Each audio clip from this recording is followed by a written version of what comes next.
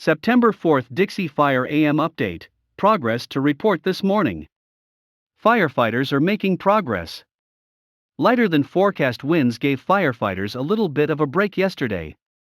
The fire spread was less than anticipated, especially along the escarpment where fire behavior was much more moderate than is typical for that area. Evacuation orders for the Herlong area were reduced to an evacuation warning. A map of the active part of the Dixie Fire in Plumas County looks like a huge inverted triangle. The legs of the triangle are about 20 miles long on the west, over 30 miles on the east, and the base, at the top of this inverted triangle, is over 40 miles long. That is more than 90 miles, as the crow flies. If you consider all the ins and outs and undulations of a fire's edge, that leaves well over 100 miles of fire edge. Most of that fire wasn't there a few days ago. The west leg of this inverted triangle runs along Grizzly Ridge from Taylorsville to Lake Davis. This leg has fire line constructed, an extensive hose lay, and has been holding well. The longest leg of the triangle, the northern piece, runs from Genesee Valley east to the edge of the escarpment. Fire crews have a fire line around the first third of this piece, and are continuing to mop it up. The second piece of this northern leg runs along the Walker Fire scar. There is not much fuel left after the Walker Fire, so there is very little spread or active burning here. This piece of the fire will probably be left for the snow to extinguish in a couple of months. The third and final piece of the northern leg connects the Walker Fire scar with the escarpment. Fire crews have built a dozer line along this piece. That leaves the southeastern leg of the triangle. The piece running from Grizzly Ridge, across the north end of Lake Davis, and onto Turner Ridge and Clover Valley is contained by fire line.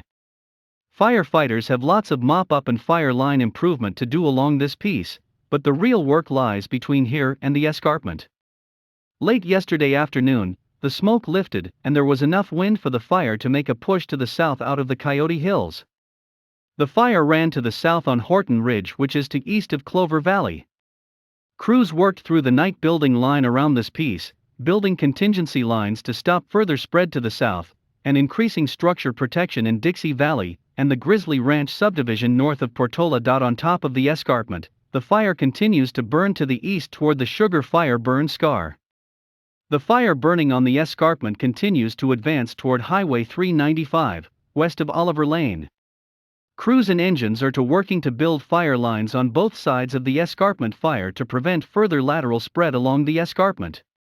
Dozer lines have been constructed behind residences along Highway 395, and fire engines and hand crews are pre-positioned to provide structure protection. An inversion will hold smoke over the area and limit wind speeds for most of the morning.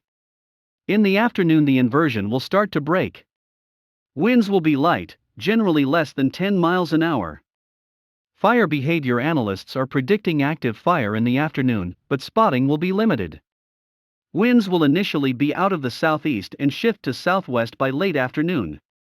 The direction of fire spread will be influenced more by terrain features and less by wind direction. Yesterday, firefighters welcomed over 200 military personnel who had just completed their fire training. They are expecting another complement today. With the incredible number of miles of fire line to patrol and mop up, assistance from the military is a huge boost for firefighters. These are not the first military personnel to join in the effort.